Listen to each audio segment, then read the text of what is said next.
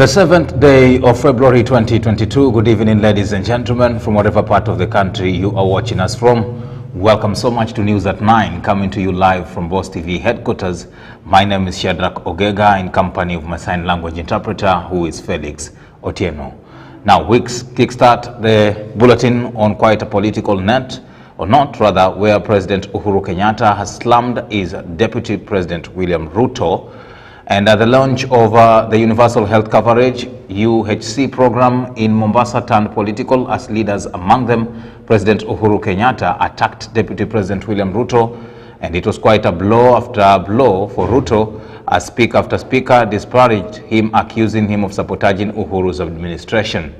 The president dismissed reports that ODM leader Raila Odinga is his project, even as he maintained that he has the right to choose whomever he would like to vote for.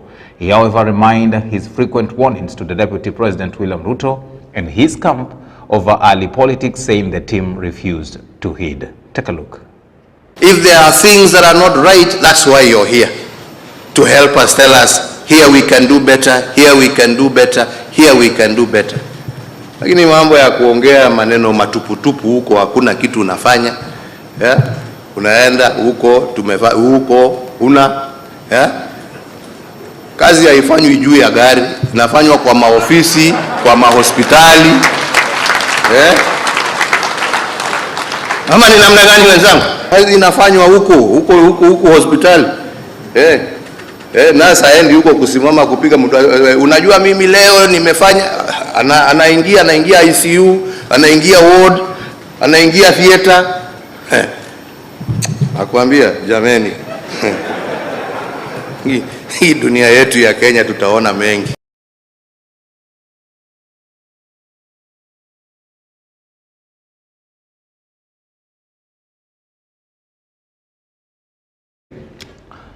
Now, into another matter here. The National Cohesion and Integration Commission, NCIC, has been urged to crack the whip and be on the front of cracking the whip on leaders who have been on the tendency of inciting Kenyans, that they said is quite a catalyst to chaos before, during and after the polls. This was said by Muhuri chairperson Khalifa, who attests to the increment of such cases in the country. Brenda Okello with more on this story. As political rallies continue to flare up in every corner of the country, the use of incitement language by some political leaders has raised concern about the state of the national cohesion, thus making the chairman of Muhuri organization, Mr. Khalifa, to believe that there may be violence in the coming general election if leaders don't stop using incitement languages. Na uchaguzi huu unatukumbusha yale yaliyotokea mwaka 1208 na 78. Ishara zote zinaonesha kwamba kuna possibility kwa kutakuwa na fujo. Maanake sasa huu mvutano baina pande mbili na uchochezi na maneno ya siasa yanayokuja makali inatutia wasiwasi. He has also called upon the National Cohesion and Integration Commission to take action against anyone who will use incitement words without any biasness. National integration lazima iwe na nguvu kufanya vile vya waona, isiende katika misingi ya kisiasa. Mtu yeyote yule ambao anaegemea serikali au anaegemea upinzani. However, he has claimed that the rapid insecurity rates in some parts of the country has prompted use of incitement utterances by leaders, thus urging the government to provide security in those parts and maintain peace. Tulimnukuu huyu mama akisema watu sasa wachangishe pesa na wanunue bunduki na risasi. Ikiwa mwanasiasa imefika hadi kusema mambo kama haya, ni kuonesha kwamba serikali yenyewe haijawajibika bado. Maanake ikiwa ulinzi hauko sawa, na hili ni jukumu la serikali. In addition, he has also opposed the manual voting system that is being proposed by the government, saying that they will go to court if the bill is passed by the parliament. Serikali inataka kurudisha ule mfumo wa kupiga kura zama zile. Ukishafahamu kwamba sasa kutahesabiwa kwa mkono, ushafahamu, na zile tulipigania zote tukaenda kotini kwa pale watu wanapiga kura zihesabiwe pale, na kishahesabiwe pale iwe final. Mtu kama sasa wataka kurudisha ile mfumo wa zamani, na ikiwa itapitishwa hii, sisi tutarudi kotini kwa sababu sisi tulienda kotini, ushafahamu, tukapata court order, wakaenda court of appeal wakubaliana na sisi, ikawa sasa pale unapiga kura, pale unapokuwa wajumbe wapiga kura, watu wa magazeti, na pale zikihesabiwa na maagent wako pale iko final. Okello Brenda, Boss TV. Now, moving on and crossing over to whatever was happening in the Western Kenya in relation to the Ruto's campaigns, and leaders allied to the Kenya Kwanza have urged Western Kenya residents to reject Azimio la Umoja candidate Raila Odinga come August general election. The leaders, led by Deputy President William Ruto, Musalia Mudavadi of ANC, and Ford Kenya counterpart Moses Wetangula, said Odinga neglected the region when he was in power. The duo was speaking in Malaba, Nambale, Butula, Funyula, and Bulalangi in Busia counties. Take a look. Deputy President William Ruto, while visiting Western Kenya, he assured the residents that under the Kenya Kwanza Alliance, they will have the national health insurance cover along with 6 billion Kenya shillings to develop rice farming in the area. Tumesema mwaka huu, wewe mama, mwaka huu kila mmoja wetu atapata bima ya afya ya NHIF. Wewe utaenda hospitalini, utatibiwa na utaenda nyumbani bila ya kulipa pesa yoyote, kwa sababu tutakuwa na bima ya afya ambayo itashughulikia kila Mkenya. Tumekubaliana na Mbuku, na tumesema tunaweka pesa ya kutosha kwa kilimo, tuhakikisha kwamba kila mkulima anaweka pesa kwa mfuko, kwa sababu atainua mapato yake. Tupunguze gharama ya mbegu, tupunguze gharama ya mbolea, na tuondoe mabroka na makatel, ili kila mmoja wetu aweze kufika sokoni na mazao yake, apate bei nafuu, na tuzalishe chakula ya kutosha, tuondoe njaa katika taifa letu la Kenya. Other leaders accompanying the Deputy President say that Kenya Kwanza Alliance would bring change to the local region. Chama cha UDA, Ford Kenya na ANC tumeungana kwa vile mmeelezwa. Sera zetu zinashikana. Sera za kutoa Wakenya kwa hali duni ya kiuchumi na kuinua maisha yao ili wafanye biashara na waishi maisha ya kiheshima. Hakuna heshima kwa ufukara. Kwa hivyo ni lazima sisi wote kama Wakenya tufanye bidii, tujiunue, tujitoe kwa hali ya ufukara.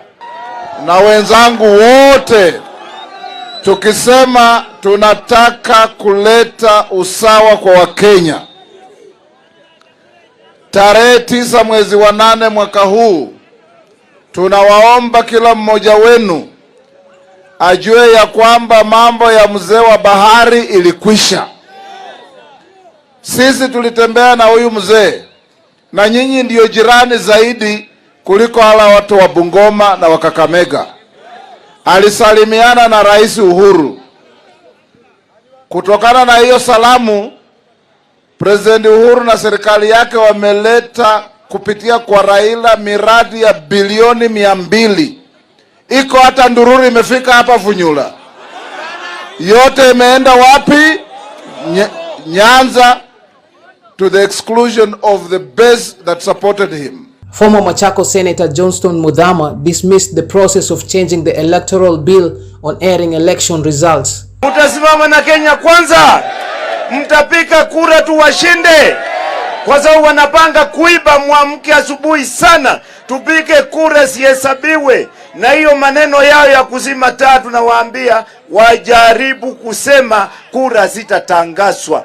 Mnataka zitangazwe, zisitangazwe? Zitangazwe, zitangazwe. Onyesheni bunge la Kenya kwa mikono mnataka uwazi katika kuhesabu kura. Harambe! Cliff Mark, Boss TV. The controversial electoral reform bill has continued to evoke mixed reactions from Kenya across the country. As this happens, leaders, precisely those who are vying for various positions in the country, have to wade into the matter. that the bill proposes to stop live streaming and also quash a requirement necessitating the Independent Electoral Boundaries Commission from availing polling stations on the online portal. It has also sought to include a provision required the IEBC chair to only declare the winner of the presidential election once the results from all constituencies have been tallied. Sharon Nyakundi with more details.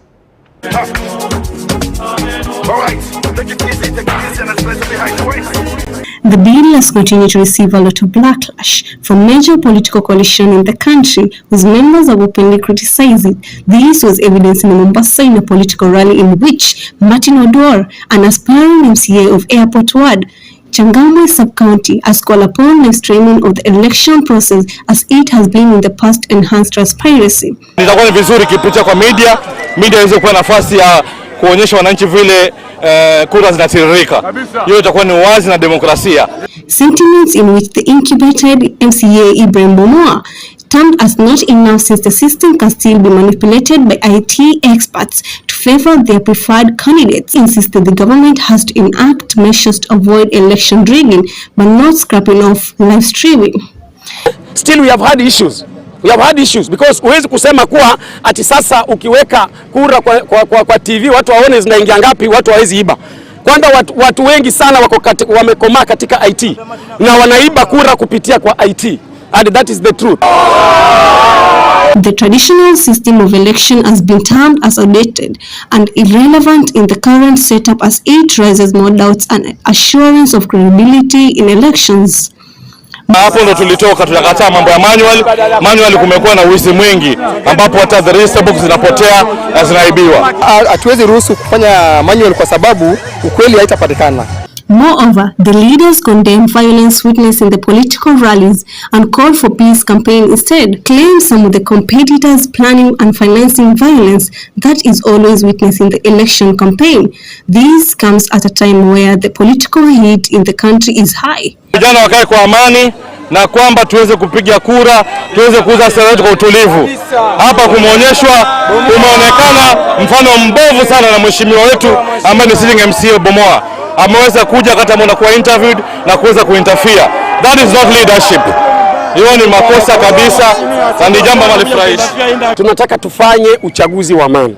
Hatutaki uchaguzi wa kwamba watu wanapatia vijana bangi, watu wanapatia vijana marungu, watu wanapatia vijana mapanga kuja kukata wengine, wakati wengine wamekuja kufanya nini? Kushughulikia mambo ya aspirant wao. Tunataka kila aspirant afanye mambo yake kwa njia sawa. From Boss TV, I'm Sharon Nyakundi. Now crossing over to Kwale County, and leaders of the ODM Kwale branch say that the party is still strong despite Deputy President William Ruto's visit to the area. With the party chairman in Kwale, Hassan Mwanyoha, who is leading the force, says that DP's visit won't shaken them, but instead they will soldier on, vowing to marshal up support for their party leader Raila Odinga. Clifford Mark reports again from Kwale County. Kwale County ODM chair asked locals in the area not to be deceived by leaders who are disinterested in solving their issues as coast residents. Wengi wa ODM walifuatwa hapa wakadanganywa wakaingia kwa wheelbarrow. Lakini nyinyi lazima muwe macho. Wheelbarrow si mtu. Ruto ni mdanganyifu mkubwa. Anakuambia kwamba yeye ni hasla. Na hali yeye anachopa karibu 6. Hasla wa aina hiyo ni hasla wa aina gani? Akienda anazungumza juu ya kuwasaidia wakina mama mboga na watu wa mapikipiki. Juzi anaita mkutano, mtu wa mama mboga mtu wa mamboga ni Wetangula, mtu wa pikipiki ni Mudavadi. Lazima kama Wakwale tuwe kwenye kinyang'anyiro cha kupigania kuwa kwenye serikali, na serikali inayokuja ni serikali ya Azimio na kiongozi ni baba. Other ODM leaders maintain that Kwale is still an ODM zone and that Raila Odinga still enjoys massive support, castigating Ruto Brigade as tenants looking for votes, and added that Kenya Kwanza has no room in Kwale while dismissing the wheelbarrow narrative. Kwale ni bedroom ya mzee. Mimi husema kila siku,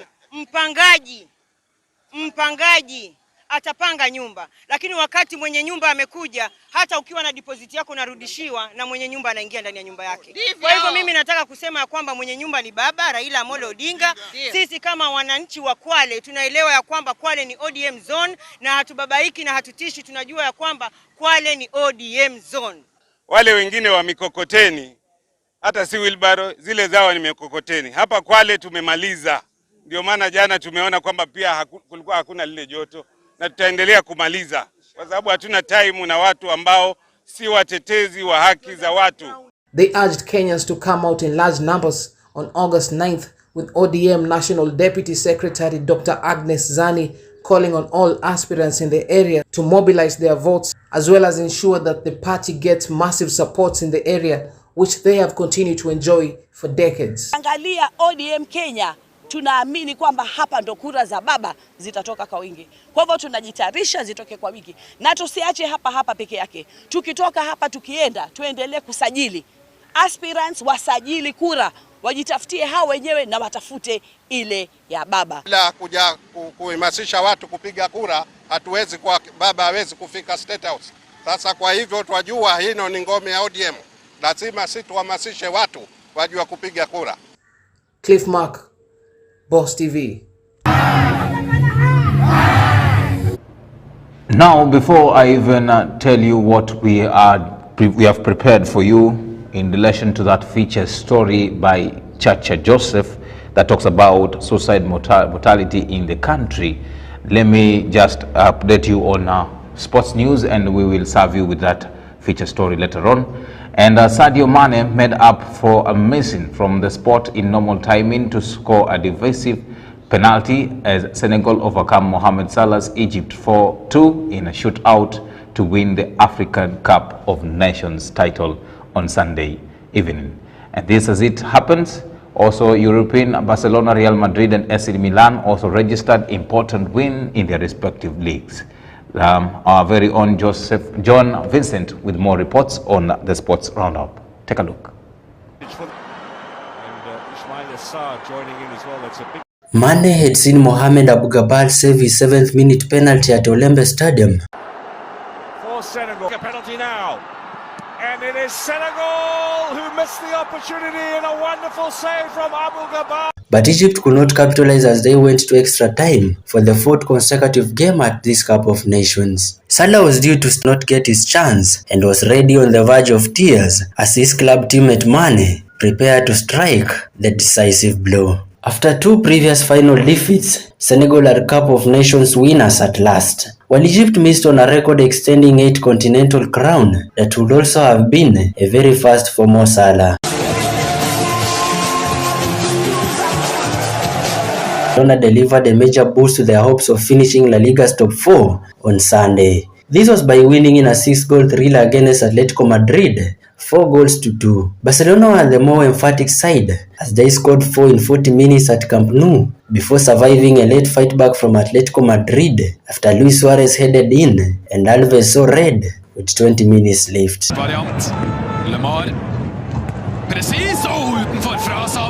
A statement victory returns Xavi Hernandez's side into the top 4 for the very first time since September last year, with Atletico now 2 points behind in 5th position.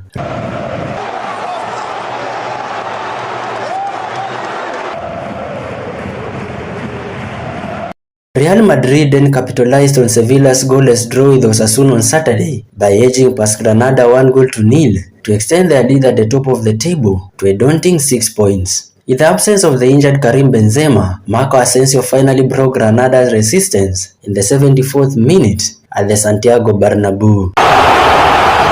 Bare-chested brilliance from Marco Asensio, and how Real Madrid needed that.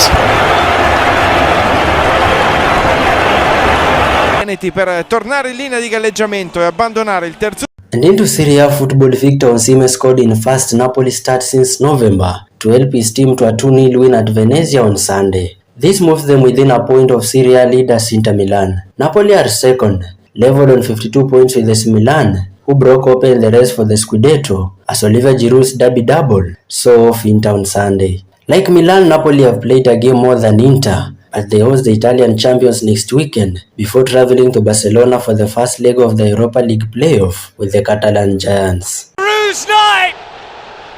He got the equaliser, and now he has given Milan the lead. Reporting for Boss TV, I'm John Vincent. Right, that is John Vincent there reporting on matters about sports. And like I promised, there is this feature story that we had prepared for you, and it's time for it. And remember, I'll be leaving as I leave you with that story. And the World Bank statistics shows that Kenya has a suicide mortality rate of 6.1%. The report reveals that a larger percentage of the people who commit suicide are men. What could be the reason behind this rising number of cases? Chacha spoke to some of the specialists and prepared the following feature story. Take a look and let's meet tomorrow. Goodbye.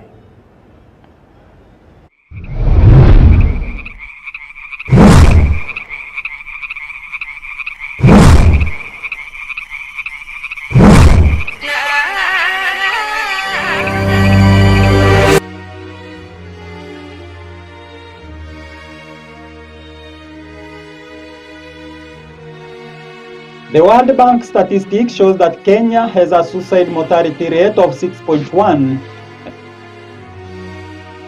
The report reveals that a large number of people who commit suicides are men.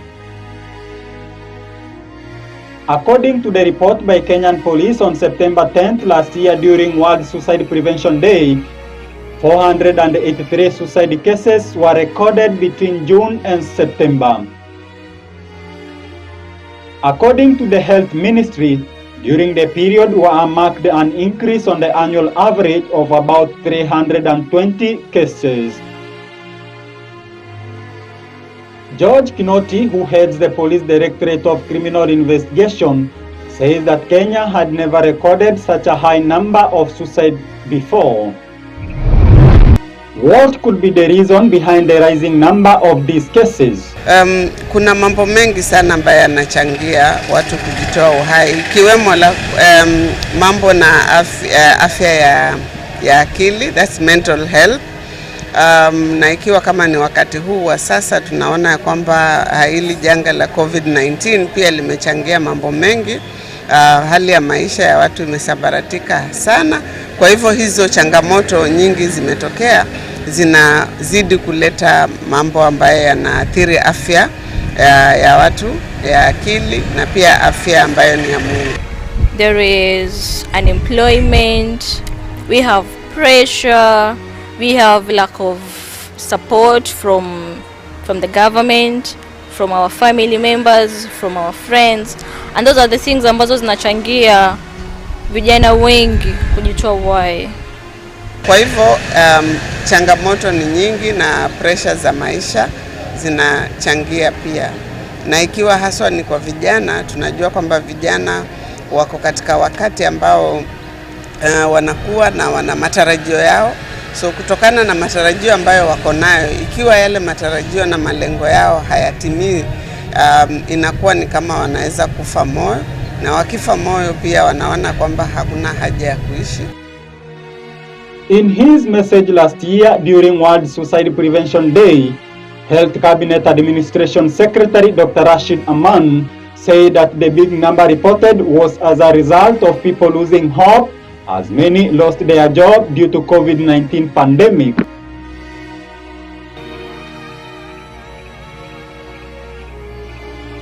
Nasra Abdulrazak, a psychologist and a marriage counselor working with the Mombasa County Gender-Based Violence Office, says that social media relationship and cyberbullying is a big cause of the suicidal cases. Nitasema ni cyberbullying. Cyberbullying ni kwa Kiswahili tunasema kuji-expose katika mitandao, ambao saa nyingine wasichana wetu wanapatana na wanaume katika mitandao. Inaelekea mpaka yule mwanamume anakuambia nionyeshe hivi, nionyeshe uchi wako, nionyeshe mahali hapa, nionyeshe. So inakuwa mpaka yule anayetumiwa vile vitu ama zile picture inaelekea mpaka yule tutaita ni perpetrator anaregea, anazituma sasa katika mitandao. Then mtoto kama yule anaregea, anajiona sasa mimi nimejulikana uchi wangu, nimejulikana vile nilivyo, sasa sina tena maisha. Anaona afadhali kuondoka katika dunia ama kuondoka mbele ya uso wa watu, ni kuwa afadhali ajiondoshe katika dunia.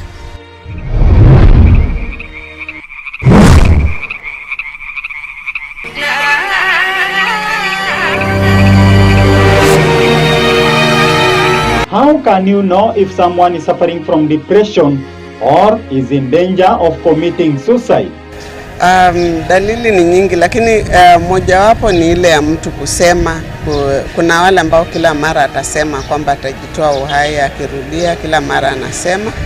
Kuna pia mtu kuanza kupuuza zile kazi ama mambo ambayo alikuwa anayapenda, unaona hana haja tena nayo kujishughulisha. Kuna pia mtu kujitenga peke yake, anaona ameamua kujiisolate, hataki kuhusika na watu wengine, na labda kila saa amekaa ni kama ana mawazo mengi, anafikiria sana. Na kuna wengine ambaye utamuona yuko kawaida, ana interact tu na watu kama kawaida, lakini ile ni njia ya yeye kujaribu kujionyesha kwamba yuko sawa na hali hayuko sawa. Kwa hivyo ni muhimu kuziangalia hizi dalili ambazo zinaweza kuwa zinajitokeza ili kuweza kuchukua.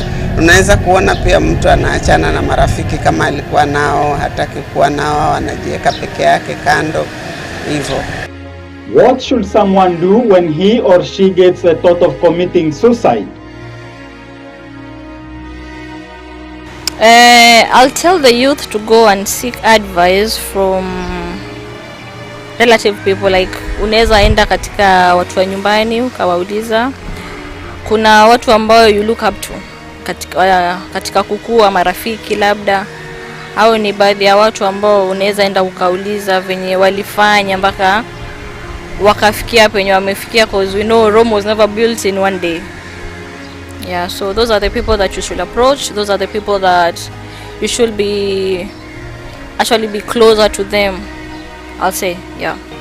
Kwanza katika kukinga, kitu cha kwanza ni kule kujaribu kujihusisha na maisha yao kama kawaida, kule kuwa na kujaribu kujizuia kubaki peke yao kando, kujaribu pia kutafuta ushauri, kutafuta msaada kutoka kwa mtu ambaye anamwamini ama anamthamini, kama ni rafiki ama ni mtu yoyote vile, kama ni katika familia, mtu ambaye anaona anaweza confide na yeye, kujaribu kutafuta hiyo usaidizi na kuzungumza.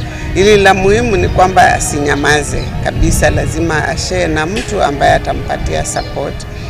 Atafute hiyo support na aseme ya kwamba anahitaji usaidizi, hata kama si nyumbani, anaweza kutafuta nje mahali pengine huo usaidizi. Kwanza anahitaji ushauri. Ushauri ni muhimu. Na nikisema ushauri ni muhimu, watu wengi hawachukulii hili wazo la kuwa mtu aende kwa mshauri afanyiwe ushauri. Halichukulii kama ni jambo zuri. Anakwambia mshauri ataenda atanisikiza, hata jua ni kitu gani ambacho, lakini ukienda ukitoa ile breath yako kwa mshauri, pale unapata kidogo nafuu katika moyo wako, hata kama ile jazba ya kutaka kwenda kujiua inarudi, inaregea chini.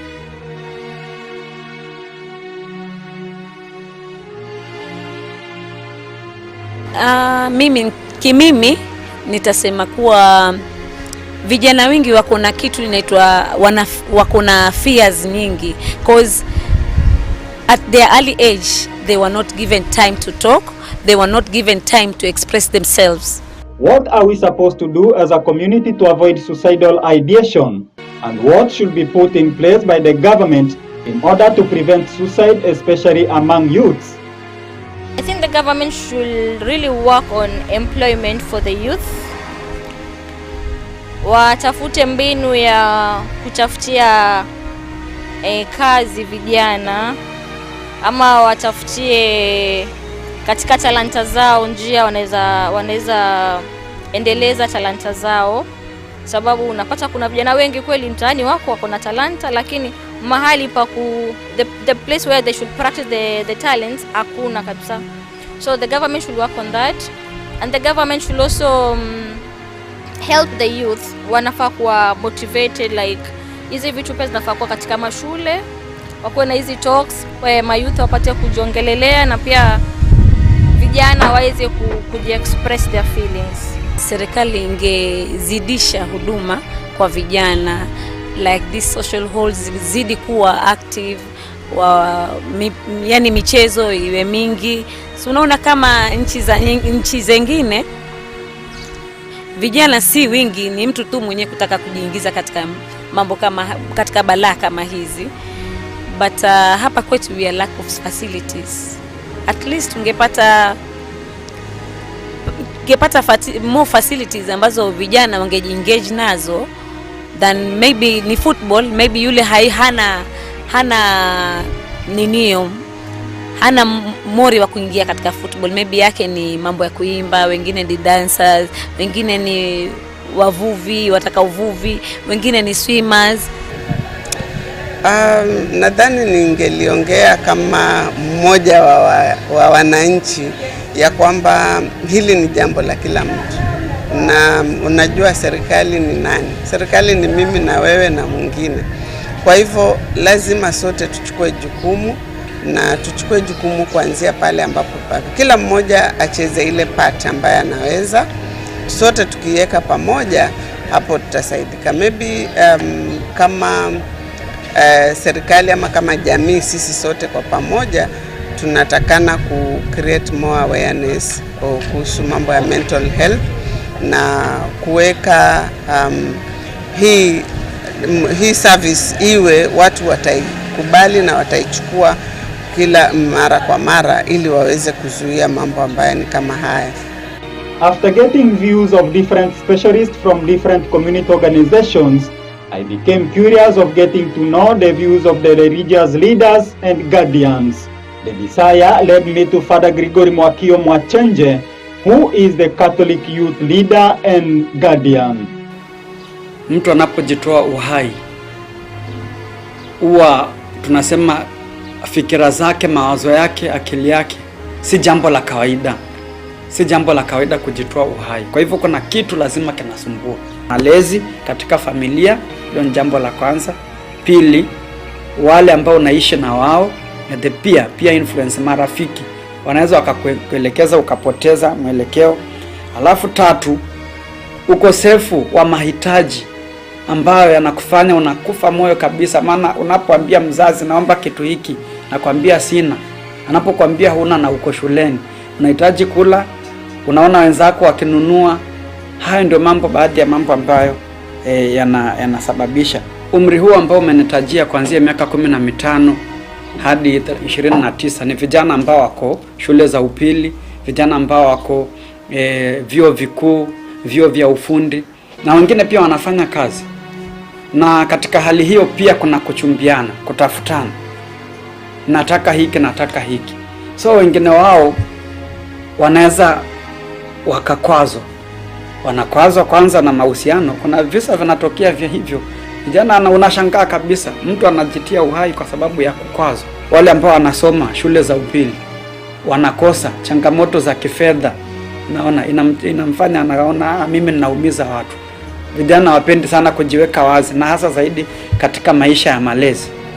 Na kurudi hapo kwa malezi, ndo nataka iwe jambo la kwanza la muhimu. Unapoona mtu amejitoa uhai, the background, family background matters a lot. Jukumu la wazazi, tangu mtoto alipokuwa akiwa mdogo, anaona nini, na anapofanya jambo, hasa zaidi jambo ambalo haliendani na sheria za kimungu, mambo ambayo ni ya ulimwengu huu, anapofanya hivyo, mzazi anachukua jukumu gani?